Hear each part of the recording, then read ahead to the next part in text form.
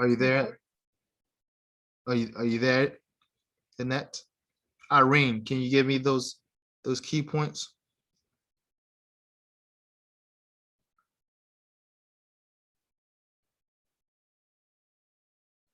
Are you there, Irene? Who's with me? I'm there with you, sir. Okay, so give me the key points. Okay, for reading, we need to tell the students that what they're going to, for listening, you said, right? Only reading. No, we're talking about for reading. Yeah, we are going to give them the context, all right? And what is the background, what they are going to read about, okay? And we are also going to tell them certain high frequency and low frequency words, okay, that are often used. And moreover, reading for a purpose. We will tell them that this is the ultimate, and we will not just let them read like this. We will make a purpose for them that these are the things I'm looking, when you read, you should understand. And moreover, we should tell them about grammar in reading, they will understand grammar through reading. Yeah. Okay. So again, the first part of teaching reading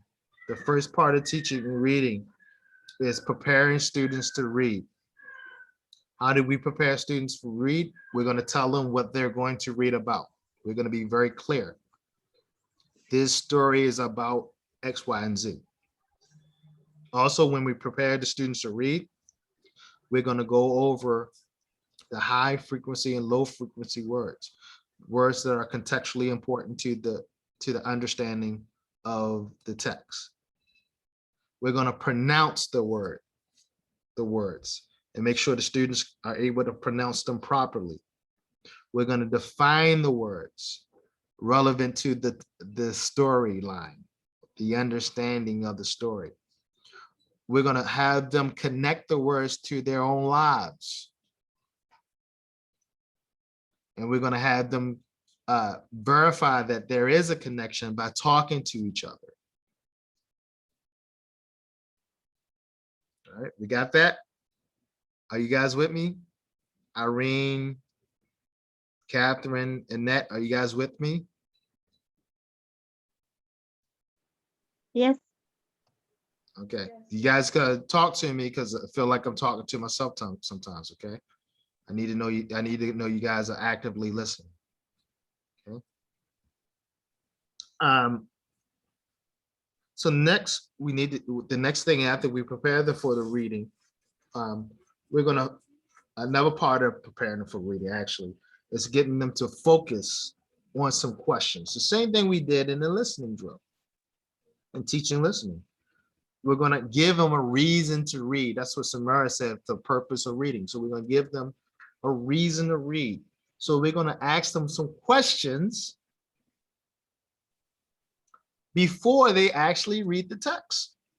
Because remember, we told them what the story's about. We went over some keywords and context. We went over grammar points. We had them connected to their personal experience. Now we're going to ask them to some questions about the story, even though they haven't read the story yet, and ask them to predict what the answers may be. Okay. Don't be the teacher who the regular common old school teacher who asks the questions at the end. You're going to ask these questions at the beginning. Get the students to predict. This is how we help improve their critical thinking and problem solving and higher order thinking skills. This is how we get them motivated and interested in reading. Ask them questions up front. Okay, they get to predict, they get to guess the answers. After we give them the reason for reading, so we prepared them for reading.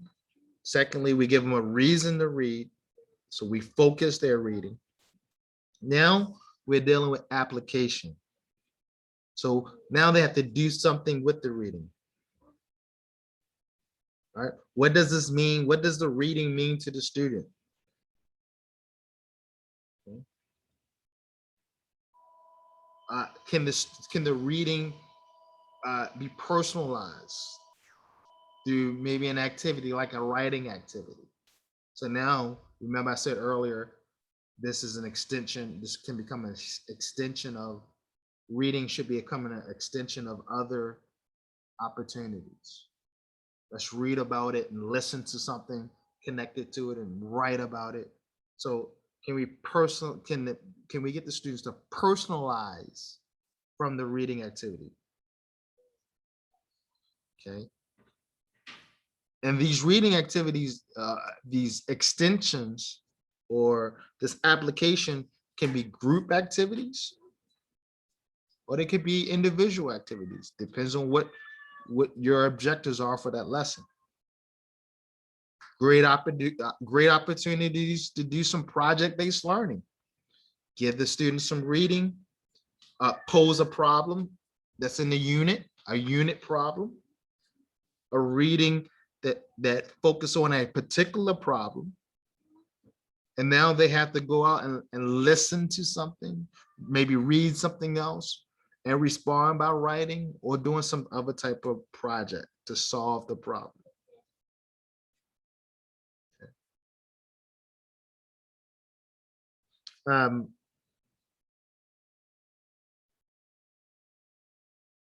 Make sure that when you're teaching reading, that you're giving answers and you're supporting and you're facilitating the reading.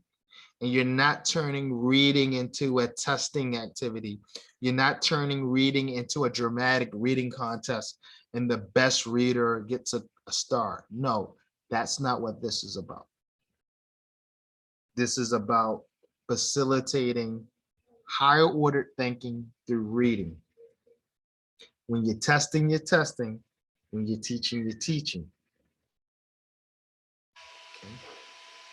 The next thing after we get the students to apply, so we prepare the students to read. We focus their reading by asking questions up front, and then the students read.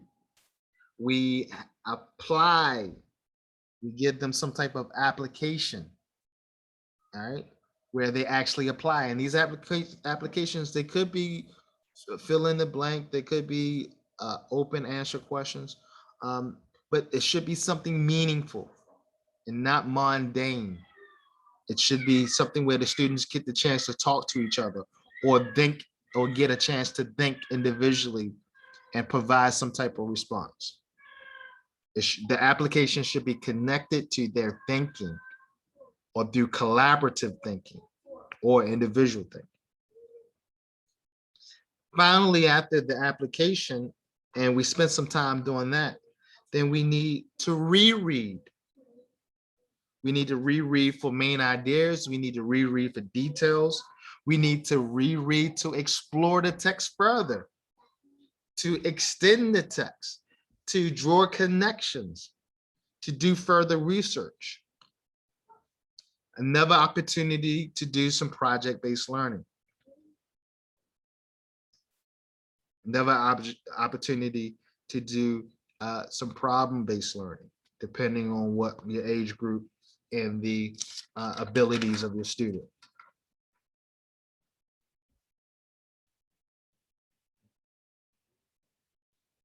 So just to recap, we need to make sure we focus, we focus our reading. We make sure that we do this by, or excuse me, make sure we prepare students read, and we do this by creating quicks lists. Quicks, same thing for listening. KWIC, keywords and context. That in that list that we're pronouncing the words, we're defining the words, we're having the students expose themselves to the words by connecting these words to their life, their experiences, their belief systems, their ideas, and then we get the students to talk about it. Okay. Also, make sure that you insert a grammar activity through reading. Highlight the grammar activity. Don't make it a focus of the lesson, but it's a point in the lesson that you're going to highlight. Oh, by the way, or can we do this? But don't turn it the whole thing into a grammar lesson, but a point out grammatical points within the reading. Oh, notice how the author wrote it this way, or notice how it was said this. She's using the active voice here, or the author is he's using the passive voice here. Why do you think the author chose to use the passive voice here, but the active voice there? Things like this, okay? The key to reading is focusing the reading, and previewing the reading and preparing the reader so the reader knows what they're going to encounter. When you're teaching reading, you have to be a facilitator. And understand, when you're teaching reading, ask for help. If you have a teacher in your building that's outstanding at reading, if you have reading specialists, ask for help. Ask for help. Ray, grab the cat, please. Ask for help. Because again, I started off this conversation by saying that we don't know a lot about how we read. We don't know a lot about how we turn this chemical language into this artificial language called English or Spanish or Arabic or German. We don't know. So make sure that you are staying in tune with the latest research. Make sure you're asking for help. You're joining professional associations. You're talking to the reading specialist in your building. Okay. So one of the challenges I would say at the beginning of next school year is ask in the first faculty meeting, who's a reading specialist? And again, this is not a person who's been teaching reading for 20 years. This is a person who's actually certified specialist. Because reading is, I would say, the most important skill that every learner needs in their ability to become lifelong learners. In their toolbox, it's the main one, the main tool.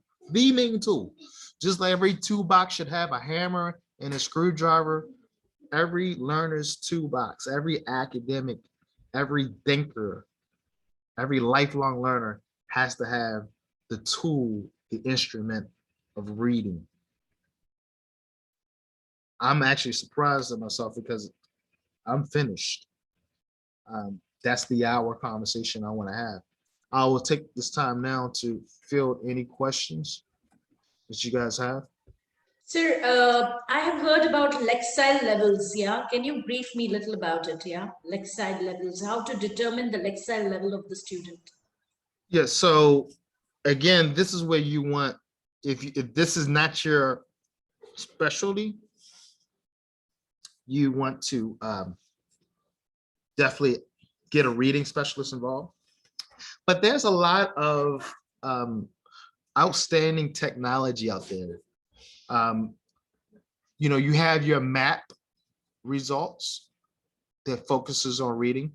So you need to really assess your maps results. If you're not using maps, there's other programs like iReady that will give you the Lexile levels of the student to see if they're on level, Again, learner profiling, having the students, and if you're not really sure, again, you probably need to get a reading specialist in your school, or if you do, engage the reading specialist. But if you're not really sure, there are level readers that you can use. So when you're learner profiling, when you're committing yourself, engaging in learner profiling, you can take 5 or 10 minutes. You don't have to take a lot of time. Sit down with every student individually and have them read a passage, a short story, a poem, and see where they are. If they can't get through that level reader, you know, okay, Sarah got through level reader 1 and 2, but she struggled with 3. So I can make a reasonable assumption that she's on a second grade reading level. However, the technology is there already. Schools have to pay for that technology. There's the Pearls international assessment that verifies students reading for fourth grade level. So, you know, if you can look at the students' records, if you don't have access to those bits of data, then you need to collect data yourself. That's why we said in the master teacher program, you have to be a social scientist. You are a social scientist. You have to collect data on your students. Okay, especially when we are teaching in environments that are not necessarily data rich. All right, back in the States, I can go and pull a student's whole file.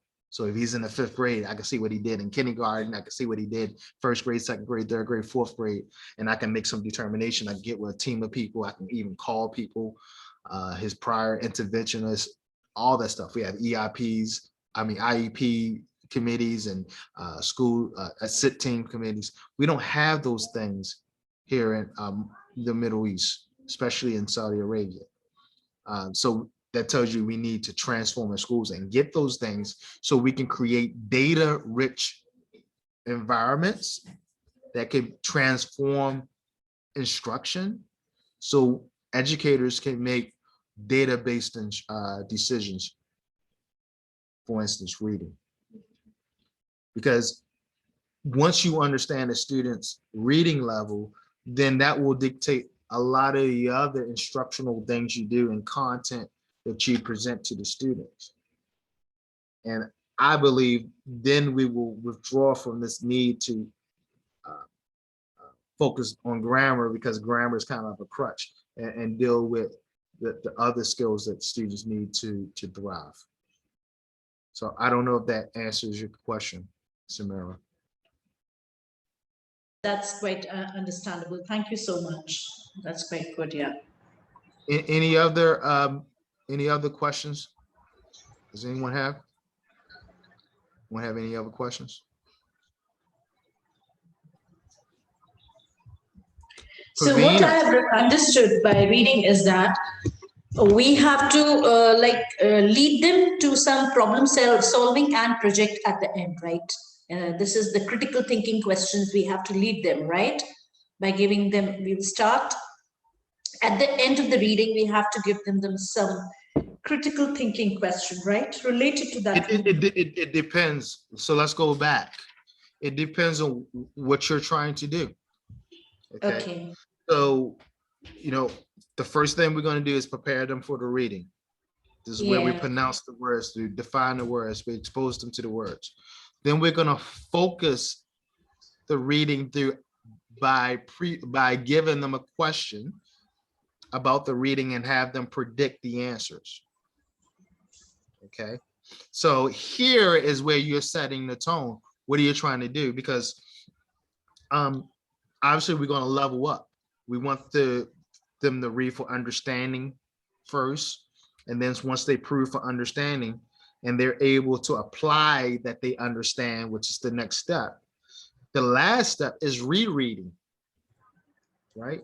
And you can, and we repeat that step several times. So then we give them another question that focuses on maybe another higher order thinking skill.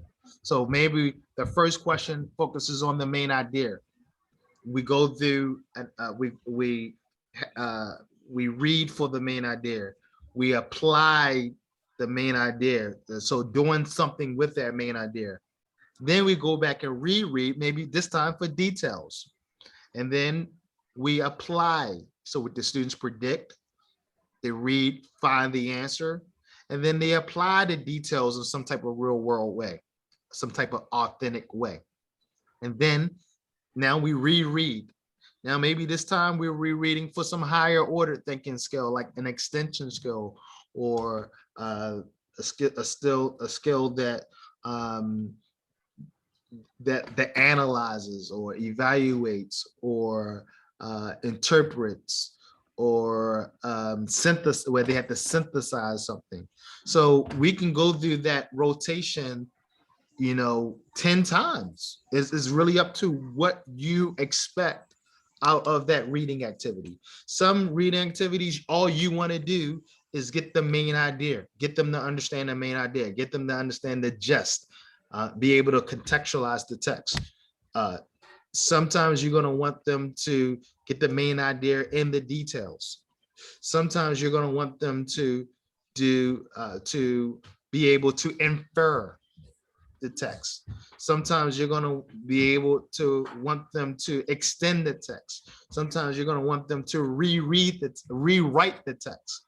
It all depends on what your objectives are. And so this goes back to planning. That's why I started the conversation off about planning, the importance of planning here. What do you want to get out of that activity? What is the purpose of that activity? And this is why I'm so hard on schools about the textbook, because the textbook cannot tell you that. Okay? The textbook can give you some nice questions to ask the students and to point out some grammar points, and to give you some nice little interesting tidbits. But what does the teacher want the students to know and learn and practice in a very genuine and authentic way with those students sitting in their classroom in Dubai, in Riyadh, in Paris, in Moscow, in Jerusalem, or in San Jose. So that's the value of reading. Reading is amazing because it opens up the doors for a lot of other learning opportunities to promote higher order thinking. Okay, but as again, I don't mean to beat a dead horse, but again, it's important that we as teachers, we prepare them for reading, that they know what to expect out of the reading, that you tell that we help them with the vocabulary, with the lexis, with the quicks. They know how to pronounce the word. They know how to define the words. They know how the words connect to their authentic lives, their authentic selves. We point out grammar points, that we focus the reading. We make the reading intentional, that we tell them, this is what I want you to get out of the reading, that we give them opportunities to apply what your intention was, what your purpose was. That goes back to your objectives, your lesson plan, that it's connected in some way with the previous lesson and the future lesson, that everything is connected, and that you extend that reading. You extend that reading. You have opportunities for rereading. Okay, that's the whole point here. When we're teaching reading is not about giving somebody something to read and answering some questions. Okay. It's connected in some way with the previous lesson, the future lesson. Everything's connected. You don't need. Okay. Any other questions? Yeah, thank you, sir. That's it. Yeah, thank you.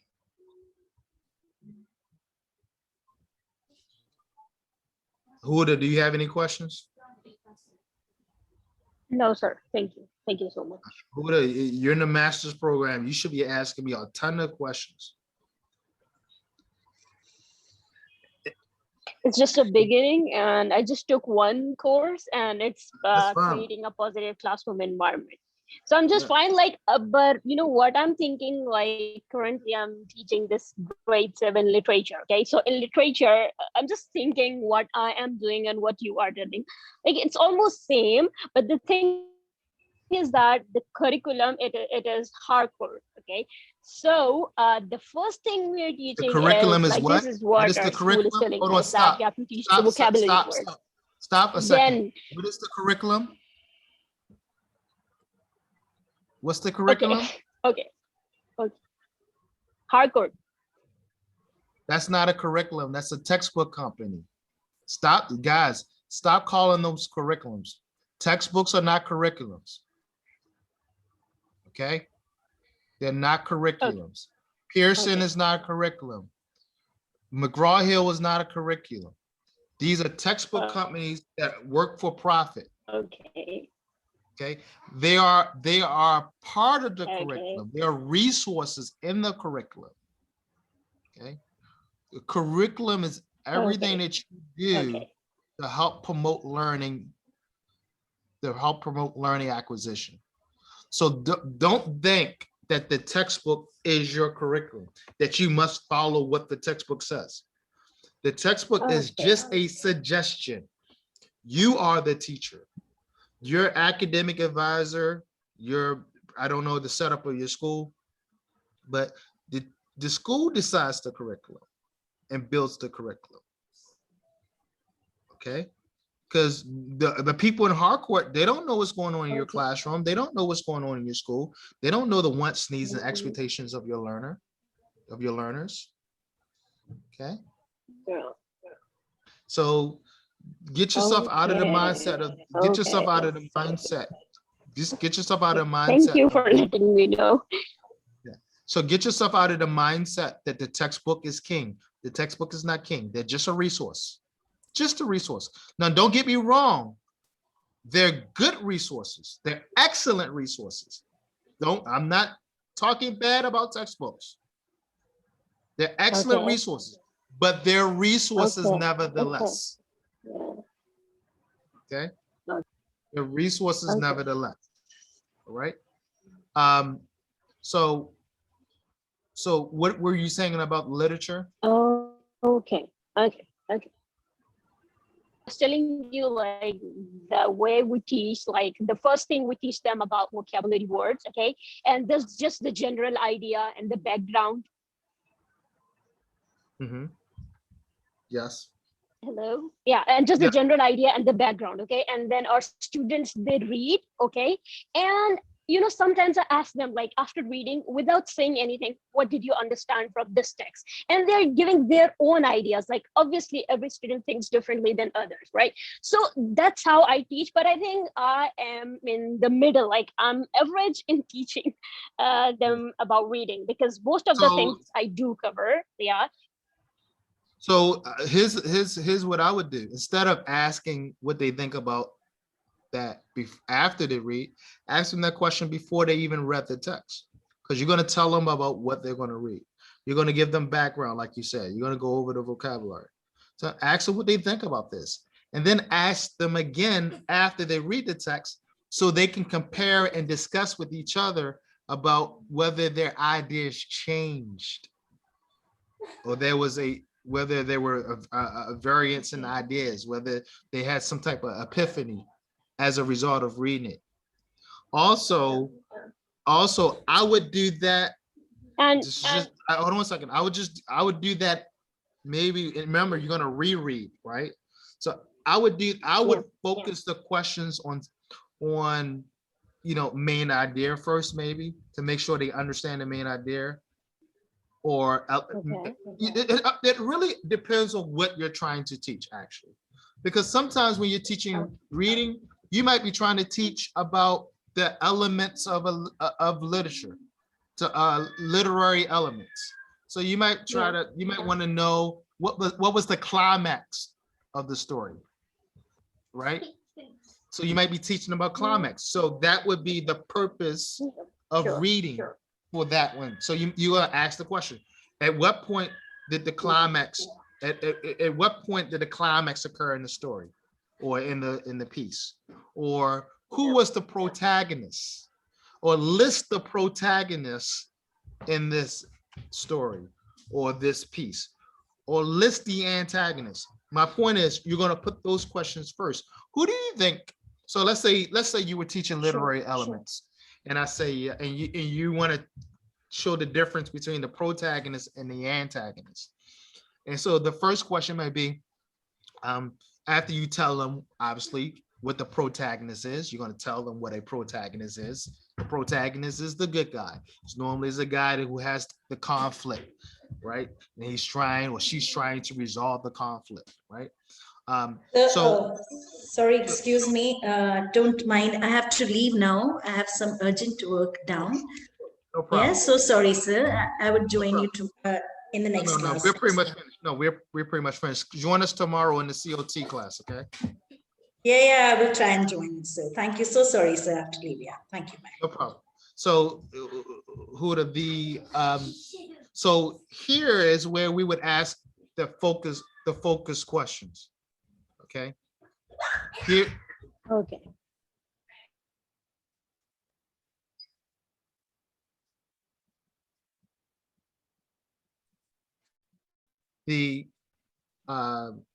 So here is where we would ask the focus question.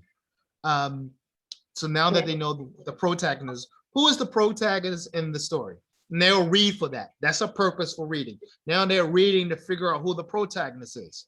And then you act, so you'll say, the protagonist is the good guy in the story with the conflict. Who do you think who do you think the protagonist is going to be in this story? And the students will go, well, we didn't read the story yet. Well, tell me, and you know the background of the story. Who do you think the protagonist is going to be? What do you think that character is going to look like? How are they going to look?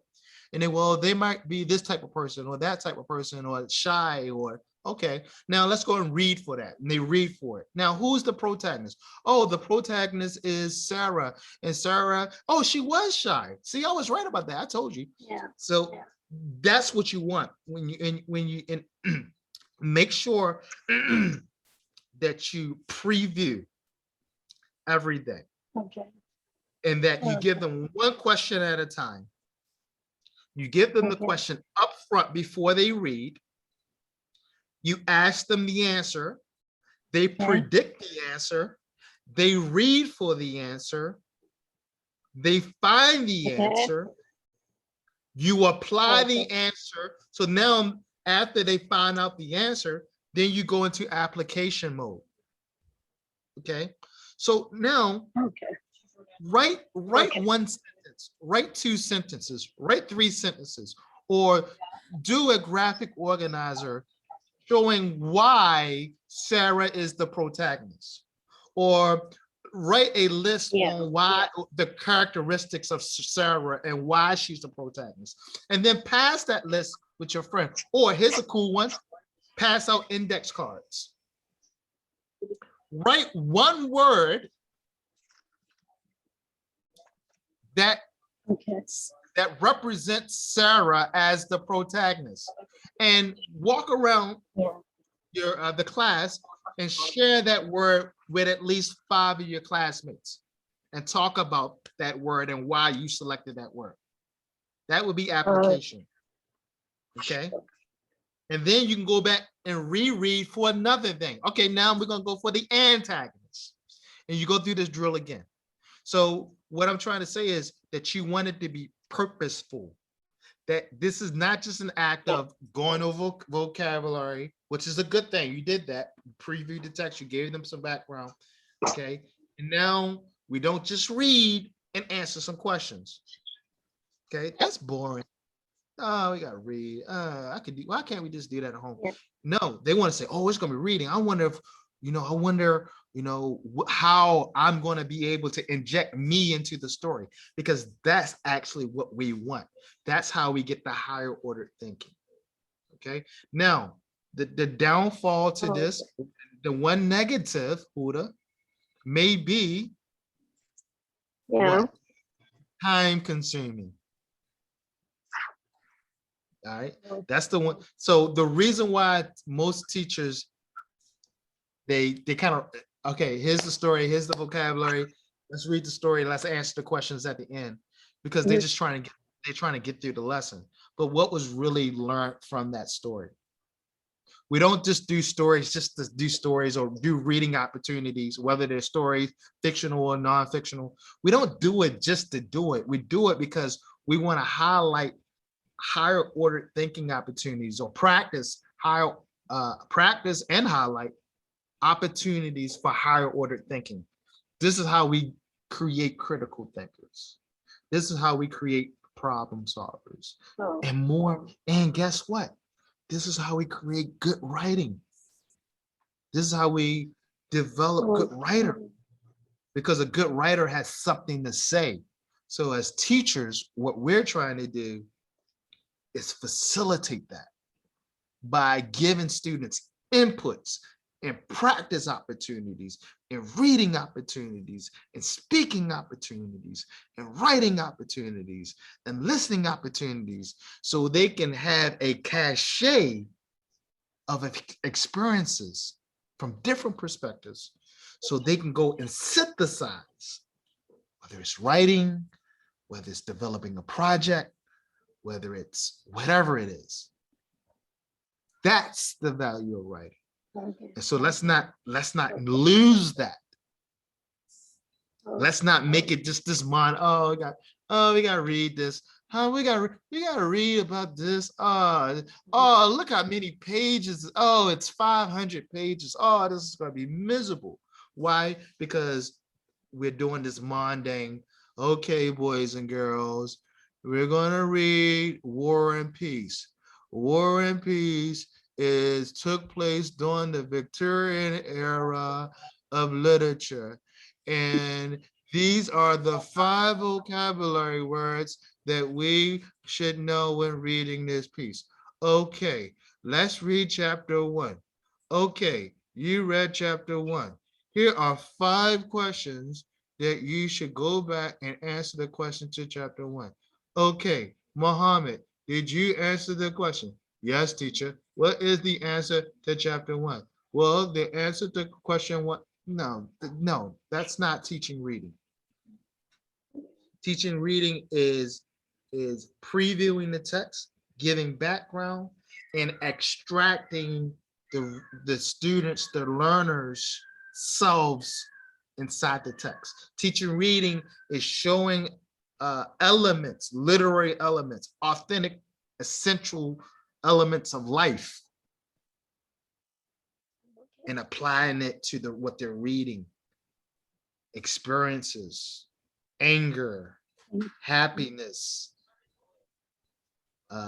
greed, deceit, determination, self-regulation, fulfillment, honor, integrity.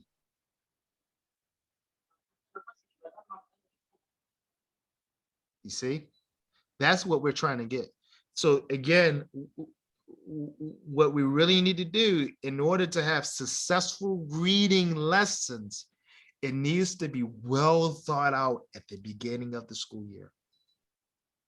And you need to commit to that time, because one 3-page short story, there's only 3 pages and only a couple hundred words, may take you all week to teach. And that's a good thing. That's a good thing. If we're following the process and we invest the time. Now, I'm not saying that every reading opportunity should take a week, but if it's valuable, if the reward, if the output is going to develop the thinking, the essential skills of the learner, go for it. Instead of reading 10 passages or 10 opportunities in a week, and the learner and the students don't get anything out of it. It really didn't get out of it. It's just going through the motions. Teaching reading is not about going through the motions. All right, I think I picked on Huda enough. Annette, Catherine, Irene, do you have any questions?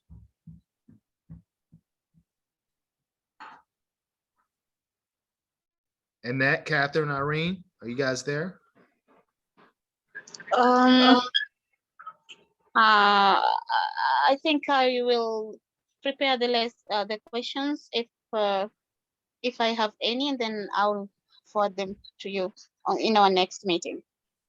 Okay, Irene, do you have any questions? No, but I think you are going to post the recording because I I will. came a bit late. Yeah. Well, I think, to be honest with you, I don't think I started recording until you came. I think the first 20 minutes wasn't recorded. My apologies. But I think we covered everything in what I did record. Catherine, any questions?